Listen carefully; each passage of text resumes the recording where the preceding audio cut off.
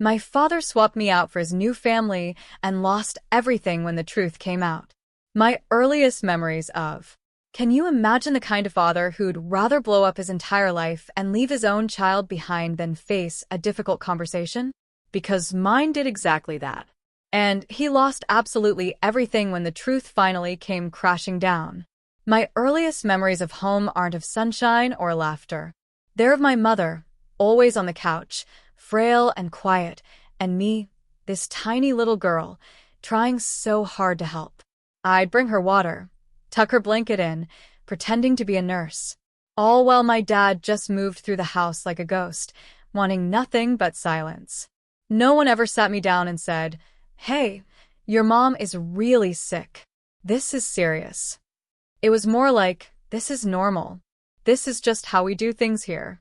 Stop asking so many questions."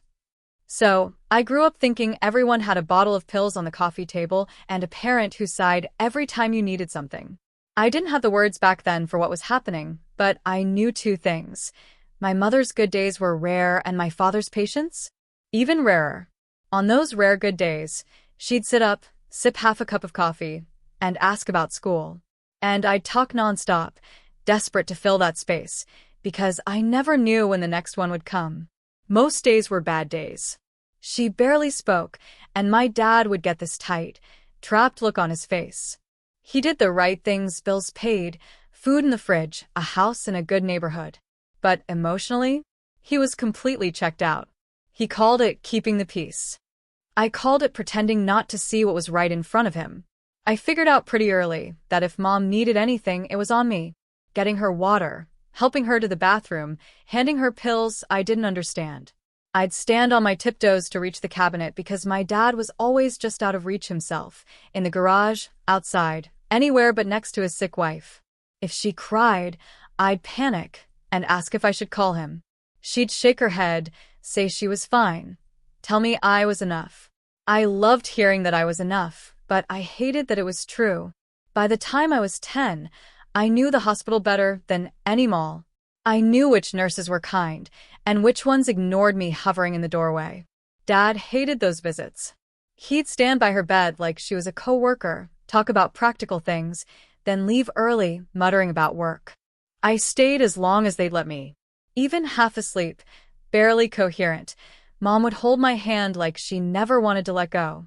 Those were the moments that made sense. Everything else felt like a performance. She died when I was 12. And I remember every single agonizing detail of that day. The call, the sterile hospital smell, the way my father's shoulders dropped, almost relieved, when the doctor said there was nothing more they could do. I didn't scream. I didn't collapse. I just stared at the wall, trying to comprehend how the world could keep spinning when the one person who truly saw me was gone. My father put a hand on my shoulder and said, "I know this is hard, but at least she's at peace now." He didn't cry. He didn't say he missed her.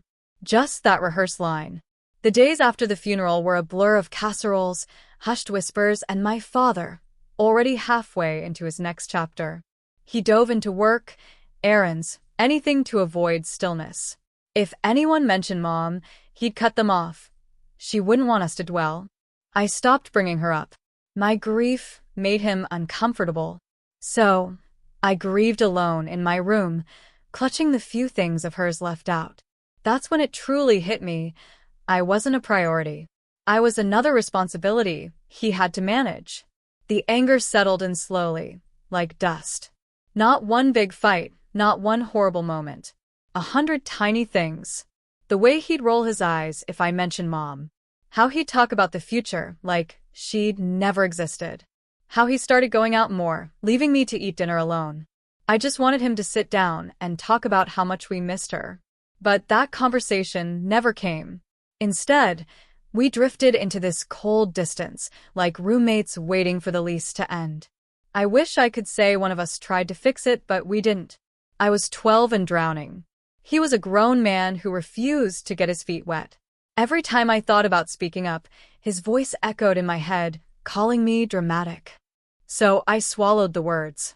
He told himself he was keeping things calm by not talking about anything painful. I learned that in our house, peace always meant silence.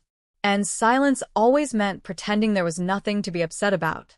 3 months after my mother died, he came home with that weird nervous energy he got before doing something he knew I wouldn't like. He knocked on my bedroom door, already unusual, and asked me to come to the living room. "There's someone I want you to meet." My stomach plummeted. I was in sweats, hair a mess, surrounded by homework and the tiny shrine I'd built to Mom on my desk. I remember wiping my face, though I hadn't been crying, telling myself, "Don't freak out. Not yet." When I walked in, there she was, sitting on our couch like she belonged, legs crossed, hands folded, smiling at me. Like this was a normal introduction, not my father detonating a bomb in the middle of our house. She looked so put together. Hair done, clothes coordinated, makeup subtle but undeniably present. My father's voice went too bright as he introduced her as someone he'd been seeing. I stood there, nodded. What else could I do? Start screaming in front of a stranger? She told me she was so sorry about my mother, that she knew this must be hard, and that she wasn't trying to replace anyone. People love that line, by the way. They say it like knowing they're stepping into a dead woman's house somehow makes it better. I muttered something polite, clutching myself. My father watched me closely, like he was waiting for me to act out, to prove I was the problem. When I didn't, he relaxed, which honestly made me want to act out even more. Her visits became more frequent. Dinners, weekends, random afternoons. She started learning where things were in the kitchen, the plates, the silverware. Little things shifted, small enough that I felt crazy for noticing them. A picture frame moved. A throw pillow replaced. A mug that had been my mother's quietly disappeared. Every time I mentioned it, my father would shrug, say I was reading into things. He called me too sensitive, said I was making things harder than they needed to be. 2 months later, she moved in. No family discussion, no serious talk. I came home from school one day, and her boxes were stacked in the hallway, labeled in her handwriting. My father announced it at dinner like he was telling me we were trying a new brand of cereal. "It just makes sense," he said.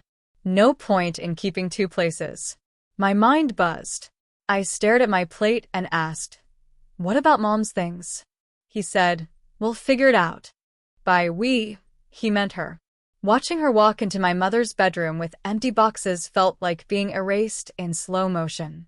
She started taking Mom's clothes out of the closet, folding them mechanically, like she was packing up a stranger's life. I stood in the doorway until my chest ached. When I finally asked if we could maybe leave some things a little longer, she gave me this patient smile and said, "It would be good for you to move on." My father backed her up. "Keeping everything the same will just keep us stuck in the past." That night, after they went to bed, I crept down to the basement. I opened those boxes where they'd shoved my mother's entire existence. I dug through them and pulled out whatever I could carry. A scarf that still smelled like her perfume, a worn sweater, a small picture of us at a fair, her favorite book with notes in the margins. I stuffed them into my backpack like I was stealing from my own family. It felt wrong and right, all at once. I hid those things in the back of my closet, like contraband. When I tried to talk to my father about how much it hurt, he shut me down so fast it made my head spin. "You're being dramatic. Life has to go on. Other people move on faster." He talked about how his new partner was a great support, how she made the house feel alive again. The way he said alive made me want to throw something. I told him it felt like she was replacing Mom. He said I needed to be more mature, that adults have different needs and I wouldn't understand. From then on, I was basically a guest in my own house. Every room was a reminder that nothing belonged to my mother anymore, and by extension, barely anything belonged to me. A family friend tried to step in once, pulling my father aside at a gathering, suggesting he was moving too fast. He told her, with that fake calm voice, that he wouldn't let anyone tell him how to grieve. Which was hilarious, honestly. Grief was the last thing he was interested in. She didn't push. That was one of the first times I realized most people won't fight for you if the person who should be fighting has already checked out. Within a year of my mother's death, my father and his partner announced they were getting married. Casually. In the kitchen, over takeout. He said they'd been talking, and decided it was time to make things official. I remember my fork shaking. I asked if anyone had talked to my grandparents. He said yes, they hadn't been very supportive, but this is my life and my decision.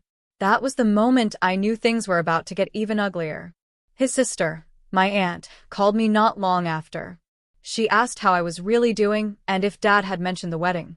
When I told her, she sighed.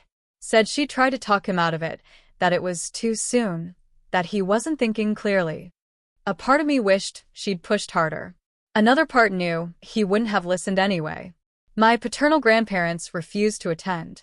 They had loved my mother, and to them, his new relationship was a slap in her memory. The wedding itself was a small, awkward ceremony. It felt more like a rehearsal. A couple of coworkers, a neighbor, one cousin who apparently didn't get the memo. I stood there in a dress my new stepmother picked out for me, watching my father smile like nothing about this was messed up. No grandparents, no aunt. Just a sad little gathering where everyone pretended this was normal. I didn't cry. I felt numb in a way that scared me more than tears ever could. At school, I pulled back from everything. I stopped bringing friends over. I didn't want to answer questions about the new woman or why my grandparents weren't in any recent photos. I skipped parent events. It was easier to focus on homework, to pretend that if I just did well enough, one day I'd get out of that house and never look back. The years after the wedding blurred. Until one day, news big enough to cut through the numbness. About a year after they married, my stepmother announced she was pregnant. Not just pregnant, expecting twins. My father lit up in a way I hadn't seen in years, maybe ever. He talked about baby names, nursery colors, schedules, all the things he had never talked about with my mother or with me. It was like watching him get a second shot at the family he really wanted. And I was clearly not part of that picture. As her belly grew, so did her control over the house. She started making updates to my room without asking. New curtains that clashed with everything. A different comforter. Then, she started moving my furniture, talking about efficiency, about making space. The final straw came when I found one of my mother's old items, something I'd kept on my dresser, missing. I lost it. I went straight to her and demanded to know where it was. She shrugged. It was old and dusty. I put it in a box in the basement with other things that didn't fit the new vibe of the house. That word, vibe, made my skin crawl. I told my father. Instead of backing me up, he told me I needed to be more flexible. Said his wife was pregnant and stressed, that she was allowed to nest, that I should stop looking for reasons to be upset. He made it sound like I was inconveniencing a guest, instead of being his actual kid in my own home. I started spending more time in my room, door closed, headphones on, pretending not to hear their conversations. The more her pregnancy advanced, the more chaotic the house became. My stepmother's moods were unpredictable. One minute, overly sweet. The next, snapping at me for breathing too loudly. My father's solution? Always the same. Stay late at work. He left early, came home late, ignored the tension simmering under his own roof. If I tried to tell him how she talked to me when he wasn't around, he'd say I was exaggerating. That word stuck to my skin like glue. Eventually, things got bad enough that I did something I'd never done. I asked for help outside the family. There was a counselor at school who actually seemed present when she talked to students.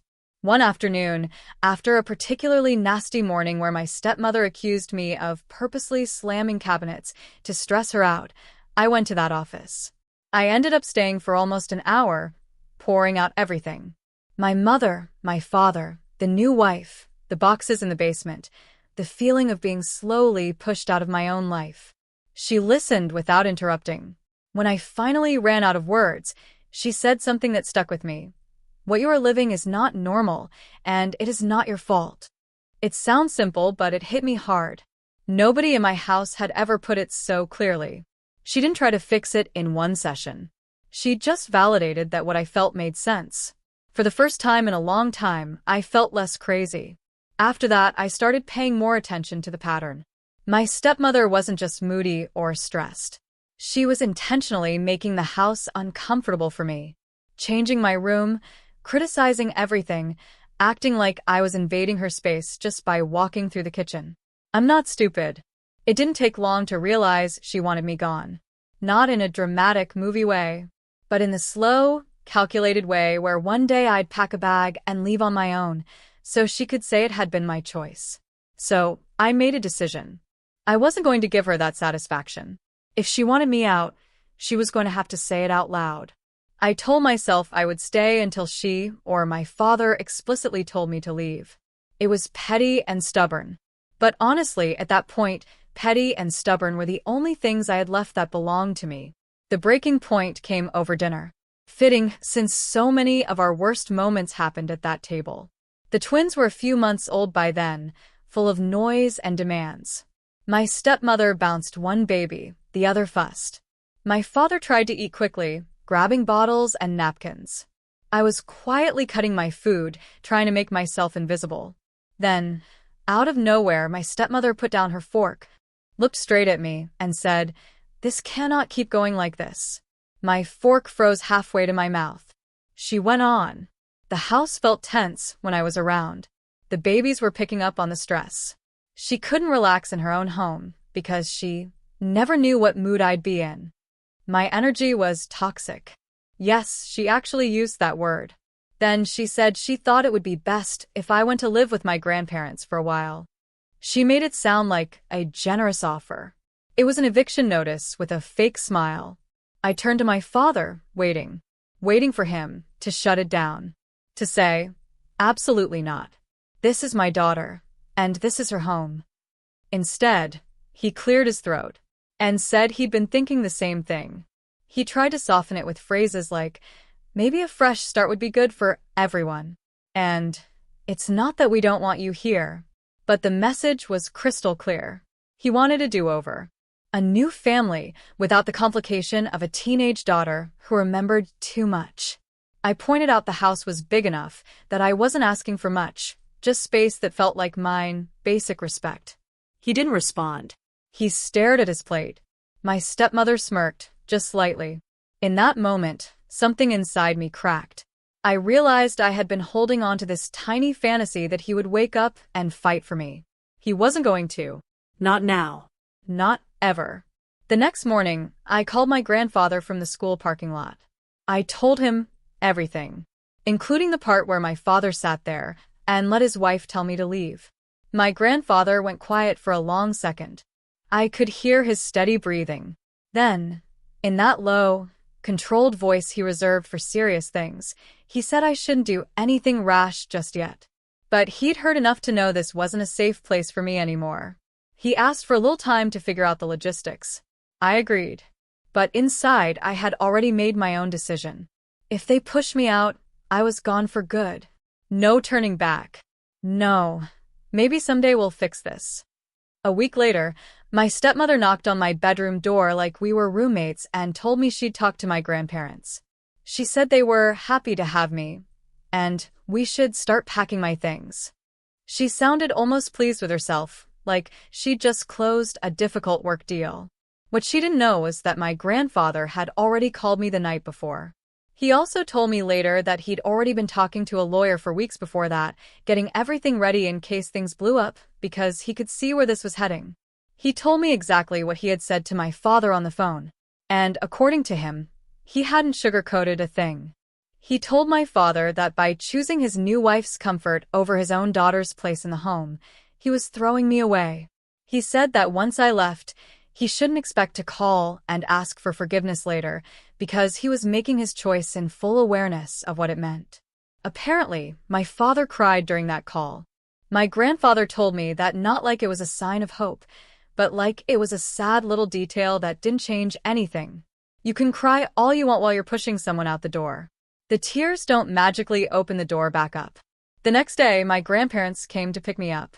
My grandmother hugged me for so long I thought I might actually collapse, just from the shock of being held like that. My grandfather walked into the house with this calm, cold determination that made even my stepmother step back for a second. My father had already signed the paperwork, giving my grandparents temporary guardianship. It felt like he'd signed over ownership of a piece of furniture, not his kid. Before we loaded the car, I went in my room one last time. I opened the closet and pulled out the things of my mother's that I had hidden over the years, packing them carefully into my suitcase. When I turned around, my father was standing in the doorway. For a second, I thought maybe this was it. This was the part where he would fight for me, or at least apologize. Instead, he looked at the items in my hands and said, "You don't need to take all that old stuff. It's just clutter." I stared at him, stunned. Those were the last pieces of my mother I had. And he called them clutter. I told him flatly that they were mine, that they were coming with me. He rolled his eyes and stepped aside. No hug, no "I love you," no "I'm sorry." Just a man moving out of the way so we could finish packing. On my way down the hall, my stepmother grabbed my arm. Her nails dug into my skin as she leaned close and said, "Enjoy being the favorite granddaughter while it lasts. You don't deserve it, and one day they'll see that." Her breath was hot, and it took everything in me not to yank my arm back and start a screaming match. Instead, I looked at her and said, "The difference between them and you is that they have already seen who I am and decided I am worth loving." Then I walked away. My voice shook, but I meant every word. I got into my grandparents' car without looking back at the house. I knew that if I did, I might hesitate. And I was done hesitating. On the drive to their place, my phone buzzed with calls and messages from my father's number. I watched the screen light up over and over and refused to answer. By the time we pulled into my grandparents' driveway, I had already decided that if he wanted to talk to me, he was going to have to put in a lot more effort than a few panicked calls on move-out day. Life with my grandparents was like stepping into a different world. One where the air felt lighter, and people actually meant what they said. They hugged me every day for no particular reason. They asked how I was sleeping, what I wanted for dinner, how school was going, and they actually listened to the answers. They put my name on the mailbox and told the neighbors I was their granddaughter who had come to live with them. Not a guest. Not a temporary project. I unpacked my suitcase and put my mother's things on a shelf in my new room without anyone telling me they ruined the vibe. They handled all the practical stuff like it was no big deal.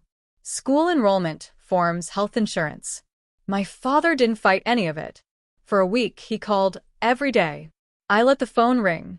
My grandmother would look at the caller ID, look at me, and say, "You don't owe him anything right now." After about 7 days, the calls stopped. That told me everything I needed to know about how hard he was really willing to try.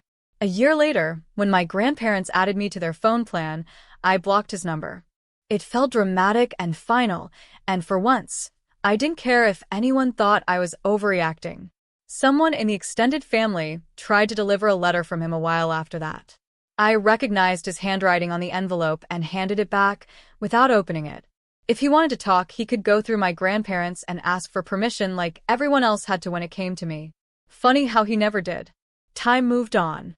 I finished high school, applied to community college, and stayed in the same city on purpose because leaving my grandparents was the one thing I knew I didn't want to do. I worked part-time, paying my share of the bills, even though my grandparents told me I didn't have to. It made me feel less like I was taking advantage and more like I was contributing to the home that had actually felt like home from day one. By the time I turned 25, I thought my father drama was mostly behind me. We had fallen into this unspoken arrangement where he existed in some parallel version of our family tree that I didn't have to interact with. I knew he was still married. I heard things here and there about the twins through relatives who didn't know how to filter their updates. I try not to think about it too much. Then my grandparents called me into the living room one evening and said we needed to talk about something serious. My grandfather started with a question that immediately made my stomach clench. "What do you know about your father's finances?" Not much, obviously. I said I assumed he was fine because he'd always acted like he was doing more than fine. My grandfather nodded slowly. He told me that my aunt, his sister, had dug into some things after a weird conversation she'd had with him. She'd found out that my stepmother had been controlling their money from the start. Not in the normal way couples manage bills, but in the shady way where accounts get opened in one person's name without their full consent. There were loans my father didn't seem fully aware of. Credit cards he'd supposedly forgotten they applied for. Investments he couldn't explain when asked. My aunt connected enough dots to realize my stepmother had been maneuvering herself into the position of financial gatekeeper from day one. My father was technically an adult signing the papers, so he was still responsible, but the pattern was clear. She had slowly cut him off from having real control over his own money. Hearing all that did this weird thing inside me. On one hand, it explained a lot. It explained why he never fought harder for anything, why he always acted like he couldn't afford consequences, why he let her make big choices about the house without pushing back. On the other hand, it didn't fix anything for me. Knowing he was also being manipulated didn't erase the fact that he had stood by and watched me be pushed out. You can be a victim and still be the person who hurt someone else. Both can be true. My grandfather went on to tell me that after learning all this, he had decided to update his will. He said it as casually as he could, but his hands shook slightly when he passed me a copy of the document. He and my grandmother had decided that my father would no longer be included as a beneficiary. Neither would the twins. The estate, which wasn't some billionaire-level thing but still more than most people had, would go to me and to my aunt. My name was on there as the only grandchild.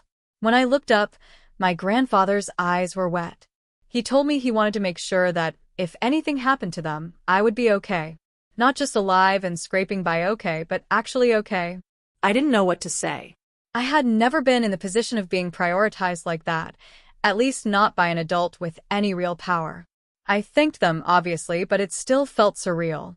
My grandmother reached over, squeezed my knee, and said, "We're just putting on paper what has been true in our hearts for a long time." Cheesy, but in that moment it was exactly what I needed. Making the will official had ripple effects, of course. My aunt believed my father's wife would find out eventually, and she was right. It didn't take long. A few weeks later, I opened my email and saw a message from a name I never expected to see in my inbox, my stepmother. The subject line was my name, my full name, which already felt like a bad sign. The email was long, bitter, and absolutely full of projection. She accused me of manipulating my grandparents, of turning them against their own son, of scheming to get their money.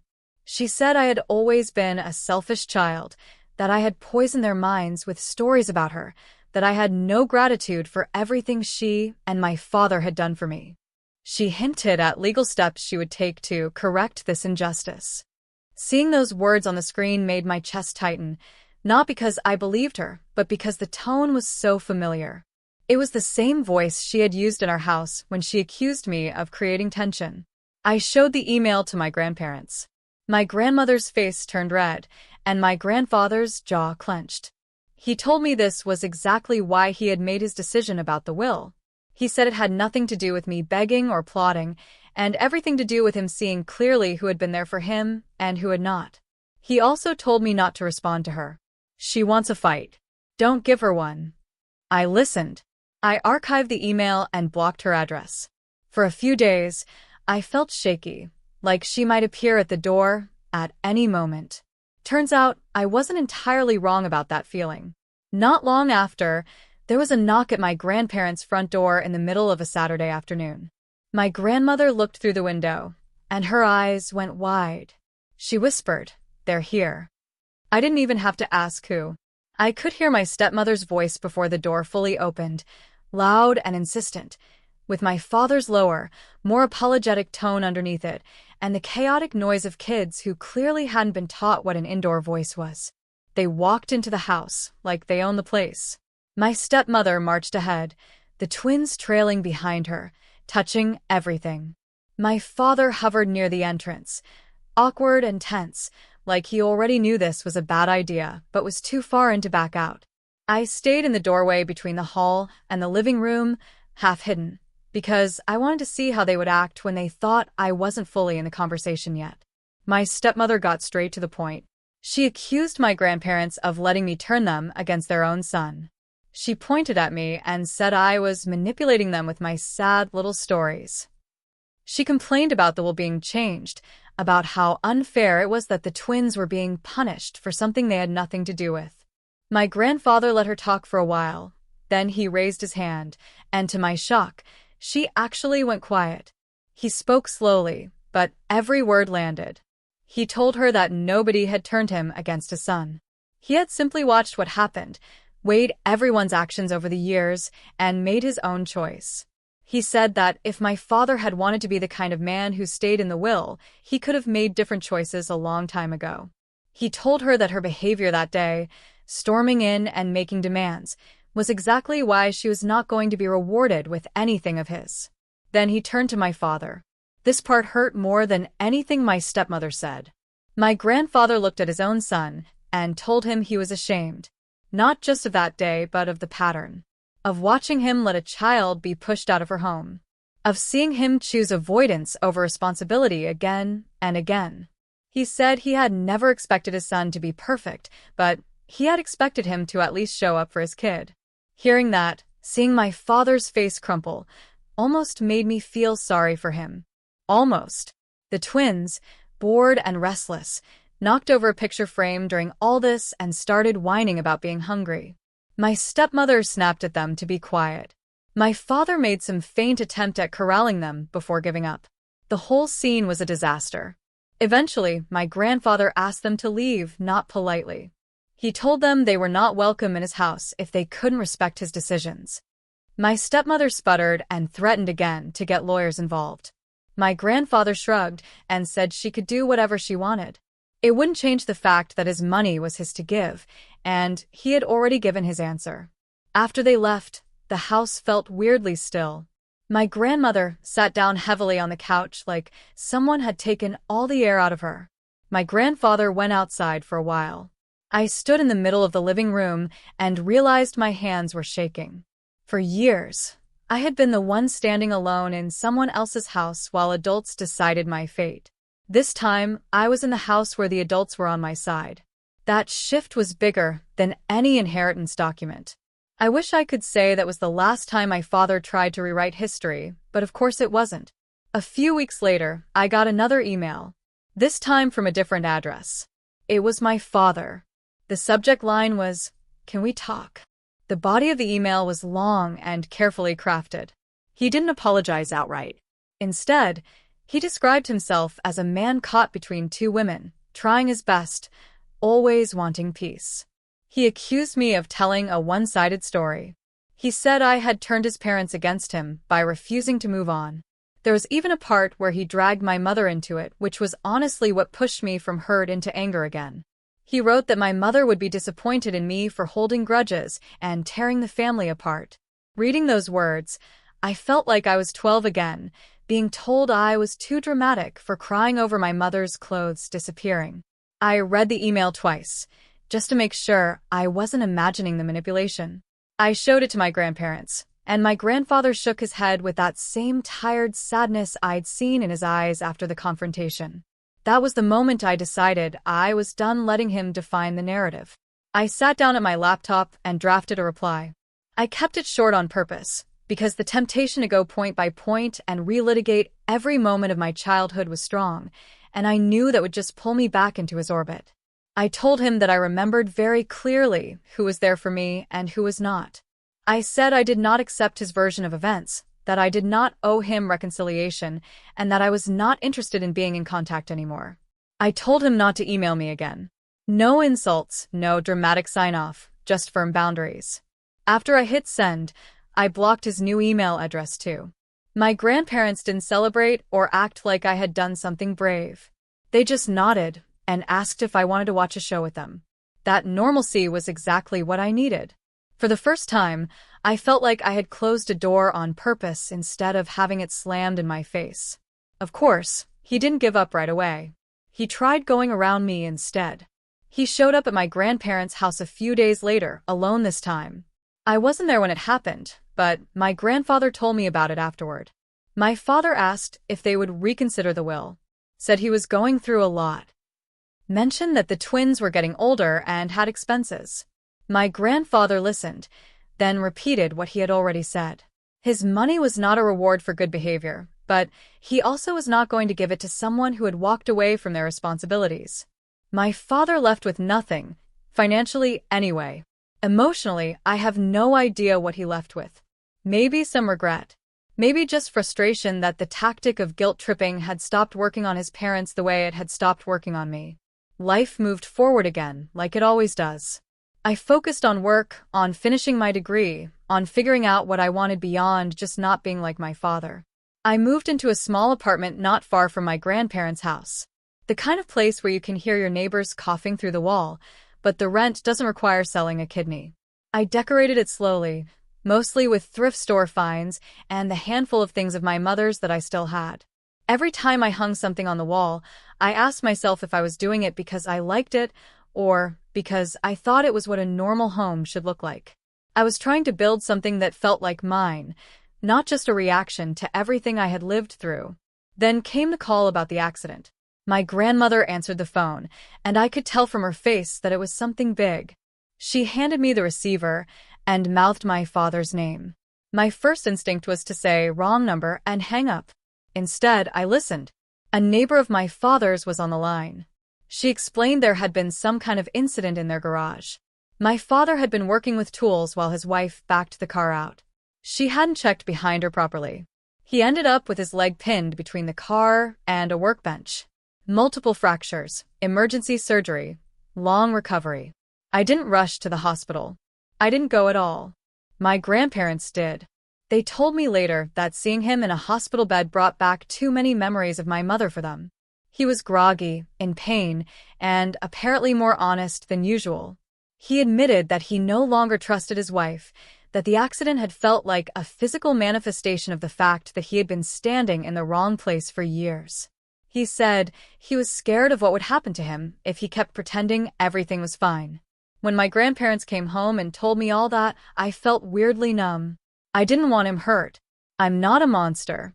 But I also didn't feel some sudden rush of compassion that erased everything. It just felt like a consequence finally catching up with him. Not in the dramatic karma way people love to post about on feel-good pages, but in the simple, predictable way relationships fall apart when they are built on denial and avoidance. The accident left him with serious mobility issues and a pile of medical bills. His wife, who had spent years positioning herself as the one in control, suddenly seemed less committed now that, in sickness and in health, was being tested for real. From what my aunt told us, the tension in their house went from high to unbearable. Arguments, blame, long stretches of silence. My father, who had always avoided confrontation, suddenly had nowhere to hide. He couldn't escape to work or take long walks. He was stuck in a house with a woman who had helped isolate him and now resented the weight of caring for him. Eventually, he filed for divorce. Not from a position of strength, but from sheer exhaustion. He didn't fight for a lot in the settlement. He kept the house because it had been his before the marriage, but she walked away with a lot more money and assets than someone looking in from the outside would think was fair, especially given how much of the debt trail led back to her. He told my grandparents he just wanted it over, that he didn't have the energy for a drawn-out battle. That was the story of his life in one sentence. He didn't have the energy to fight, even when it mattered most. He ended up with shared custody of the twins, which meant he still had to deal with his ex more than he wanted to. He was in pain, both physically and financially, and he had finally been forced to see who his wife really was. Part of me thought, okay, this is where he realizes what he did to me, where he calls and says, "I get it now." That call never came. He talked to my grandparents about how trapped he had felt, how embarrassed he was. He never once said, "I'm sorry for how I treated her." Meaning me. The last update I got about him came through my aunt. She called one evening and said she thought I should know that he had tried one more time to get my grandparents to change their will. He showed up at their house again, limping, without his ex, looking older and smaller than she had ever seen him. He talked about his medical bills, about the twins, about how hard things had been since the divorce. My grandfather listened and then told him, very gently this time, that some consequences didn't disappear just because life had gotten harder. My aunt asked me if I wanted to see him. She said he looked like a man who might finally understand what he had lost. I thought about it. I imagined walking into a room with him, having him look up and say my name in that sad, broken voice he had used when he talked to my grandparents. I imagined him apologizing. I also imagined him slipping back into old habits the second he felt a little more comfortable, twisting words, making himself the victim. In the end, I told her no. I didn't want my closure to depend on a conversation he might or might not be capable of having. I need to pause the timeline for a second here, because it wasn't just drama with my father happening on a loop all those years. There was also the life I was building underneath all of that, and it matters. In between all those updates about my father and his choices, there was the part of my life that actually felt like it was mine. And I don't want to skip over that because it matters. I am not just the sum of what they did to me. After I moved in with my grandparents and the dust settled a little, I had to figure out how to be a regular teenager in a house that was finally safe, but still full of history. It was weird, honestly. I was used to constantly checking other people's moods, tiptoeing around conflict, watching every word. My grandparents weren't saints, but they were stable in a way I had never experienced. If they were annoyed, they said so and moved on. Nobody held grudges for weeks. Nobody used silent treatment as a weapon. The first holiday season with them was the one that really threw me. My grandmother baked enough food to feed 3 extra families, decorated the house with lights that made the whole street look warm, and insisted I invite at least 2 friends over at some point, so she could meet the kids who put up with me all day. I laughed it off, but when my friends came and saw the spread, their eyes got huge. One of them joked that she was going to move in, too. I joked back, but inside, I felt this mix of gratitude and panic, like if I enjoyed it too much, it would disappear. My grandmother noticed me hovering near the kitchen doorway, not quite joining in, and she pulled me into a hug right there in front of everyone. She said, "You are allowed to belong here." I pretended to roll my eyes because being sentimental in front of friends is illegal at that age. But I replayed that line in my head for weeks. School got a little easier once my brain wasn't permanently stuck in fight or flight. I still had anxiety, obviously. You don't just flip a switch and become a carefree person after all that. But I could focus a little better. I started actually hearing what teachers were saying instead of spending entire classes planning escape routes in my head. I joined a couple of low-pressure clubs. Nothing wild, just things that gave me an excuse to stay after school and feel like a normal kid.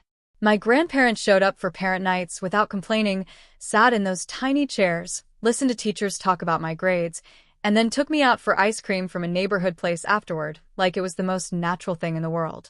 At some point, my grandmother suggested therapy.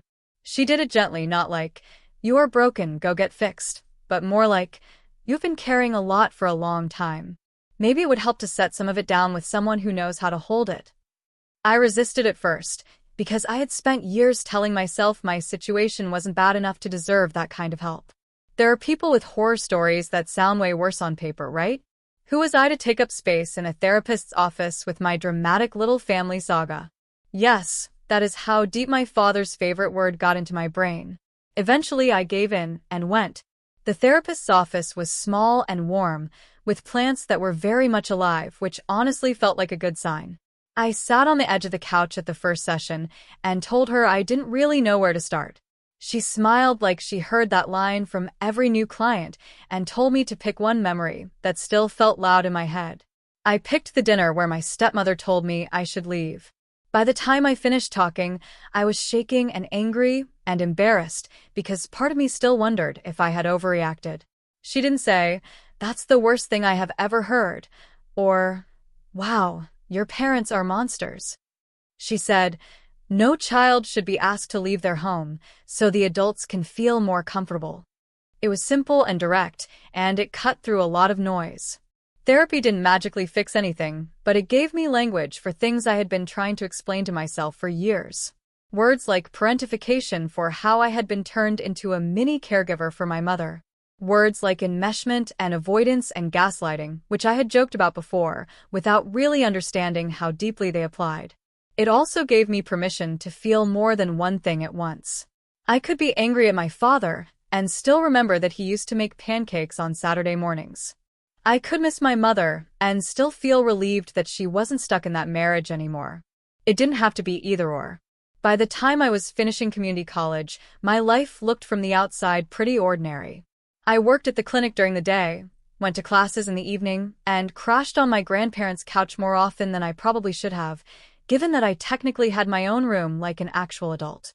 I had a couple of close friends who knew the rough outline of my history, and one who knew pretty much everything. We would sit in my car in the parking lot after late classes, talking about our families with that mix of exhaustion and humor you only hear from people who are trying to heal while still living on a budget. Romantic relationships were a whole separate challenge. Surprise, surprise. It turns out that growing up with adults who either ignored conflict or weaponized it doesn't exactly prepare you for healthy dating. I picked a few people who were emotionally unavailable in new and creative ways, because that felt familiar.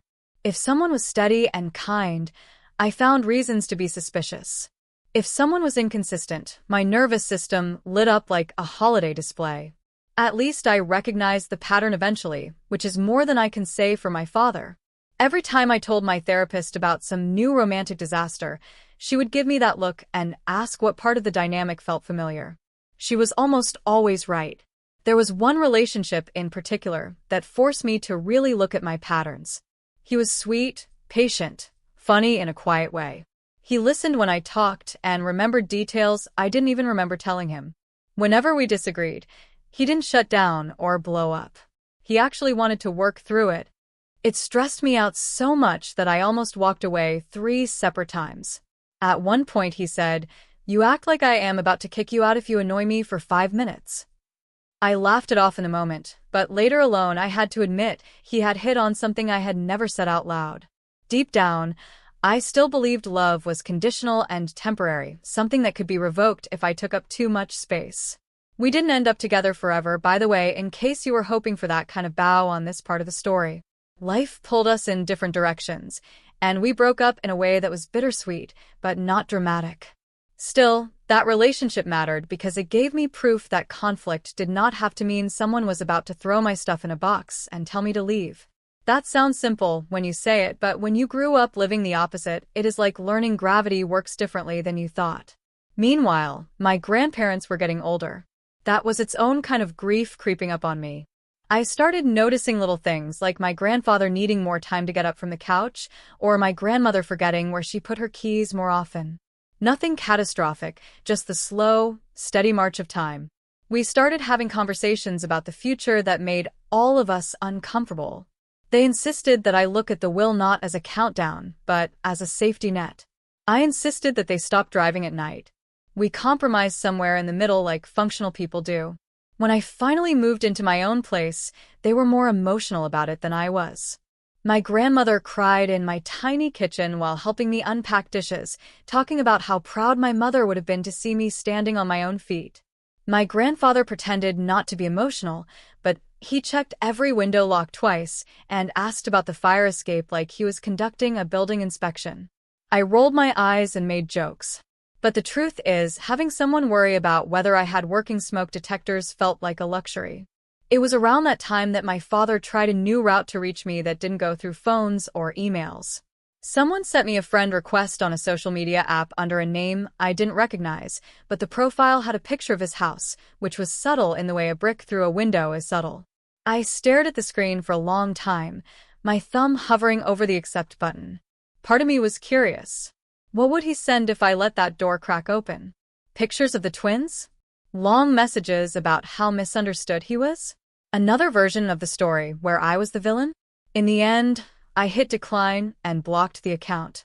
If he wanted to talk, he could do it like an adult, not through fake profiles and backdoor channels. I know some people listening to this are probably thinking, but what if he really has changed now? I ask myself that sometimes, too. Usually late at night when my brain decides to run the greatest hits of every hard conversation I have ever had. Maybe he has changed. Pain can do that. Losing his marriage, his health, and his financial safety net could have cracked something open in him. I don't root against that. I would genuinely rather he become a better person for his own sake and for the sake of the twins. I just don't believe that his potential growth obligates me to walk back into a dynamic that almost erased me.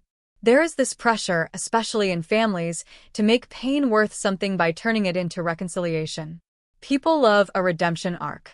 They want the daughter at the hospital bedside holding the father's hand while he apologizes and everyone cries, and then they all go out for lunch afterward. That's a nice story. It just is not mine. My version looks more like getting a text from my aunt about his latest medical update, sending a polite, "Thanks for letting me know," and then going back to my life. It looks like dropping off groceries at my grandparents', helping my grandmother with her tablet, and then going home to my small apartment that doesn't smell like denial and resentment. I'm not saying I will never rethink any of this. I'm not psychic. I don't know who I will be in 10 years or how I will feel about any of this when my grandparents are gone and the family tree feels even emptier. What I do know is that right now, the boundaries I have put in place are what keep me functioning. They are the reason I can go to work without spiraling every time an older man raises his voice. They are the reason I can walk into my own kitchen and know that nobody is about to tell me I take up too much space in it. So, here I am, telling you all of this like a long, messy voice note that got away from me. My name is Turan, in case you were wondering, and I am not the tragic girl who got thrown out and never recovered. I am also not some saint who forgave everyone and moved on with a glowing heart. I am somewhere in between. I have a job that pays the bills, a tiny apartment that I am slowly filling with things that actually feel like mine, and grandparents who show up for me in ways I didn't know adults could show up for a kid. I still have days where I walk past a hardware aisle and think of my father in the garage, pretending everything was fine. I still have nights where I wake up from a dream about my mother and feel 16 kinds of angry that she is not here to see who I turned out to be. Sometimes I wonder what the twins know about me, what story they have been told. Am I the selfish daughter who abandoned her father, or the ghost of a sister they barely remember meeting? I don't know. The difference now is that I do not feel responsible for fixing whatever story they were fed. People love to say that time heals all wounds. I don't buy that. Time gives you space to decide what to do with the wound. You can keep picking at it. You can cover it up and pretend it's not there. Or you can clean it out and let it scar. My father picked the cover-up route until it swallowed him. My stepmother used the wound as a weapon. I am trying to let mine scar in a way that still lets me move. If you are waiting for some big moral here, I don't really have one. I'm not going to tell you to forgive everyone or to cut everyone off. I am just going to say this. You are allowed to decide who gets to be in your life, even if they share your blood. You are allowed to walk away from people who call your pain drama and your boundaries attitude. You are allowed to choose the grandparents who came for you over the father who signed the papers to let you go. There are still moments that catch me off guard. Little ambushes from the past that show up in regular days. Like when I'm standing in the hallway at work and hear father raise his voice at his kid in the waiting room, and my whole body tenses before my brain has time to remind me that I am not the one he is talking to. Or when I see a family at a restaurant, parents talking over their kids like they are background noise, and I feel this weird mix of judgment and sadness because I know exactly how it feels to be the piece of the picture nobody really wants to acknowledge. I am not proud of every thought I have. Sometimes I am petty. Sometimes I compare, even though comparing pain is a useless sport. Sometimes I catch myself rehearsing arguments in my head that will never actually happen, coming up with the perfect lines too late on purpose because it is safer than having to say them to someone's face. I am working on not letting those moments define whole days. Some mornings I wake up and feel almost light, like my life is finally more mine than theirs. I make coffee in my chipped mug, feed the neighbor's cat when she travels, respond to group chats about boring adult things like rent and groceries. And for a while, my family is just something I once had, not something I am still climbing out of. Other mornings, I open my eyes and feel 12 again, standing in the hallway watching someone pack my mother's things into boxes. On those days, I let the younger version of me be as dramatic as she needs to be in my head. I let her cry and swear and slam imaginary doors. And then I remind her that she got out, that she is not stuck there anymore, that the people who tried to shrink her world do not get the final say. If there is anything close to a lesson in all of this, it is probably that love is not supposed to feel like walking on eggshells in your own house. It is not supposed to sound like you're too sensitive every time you say you're hurt. It is not supposed to ask you to disappear so someone else can be more comfortable. I spent so many years thinking I was the problem. That if I could just be quieter, easier, less emotional, everything would settle down. Now I know that settled and silent are not the same thing. And peace that depends on one person swallowing everything is not peace at all. It is just fear with better lighting. I used to think family was something you were stuck with. Now I think it is something you build piece by piece with the people who actually show up. And sometimes the most loving thing you can do for yourself is close a door and leave it closed. Even if the person on the other side finally realizes they never should have let you walk through it in the first place. I am still figuring it out one uneven, imperfect day at a time. Have you ever had to choose yourself over family, even when it felt like the hardest thing in the world? Or have you seen a situation where someone chose avoidance and ended up losing everything? I'd really love to hear your thoughts and experiences in the comments below.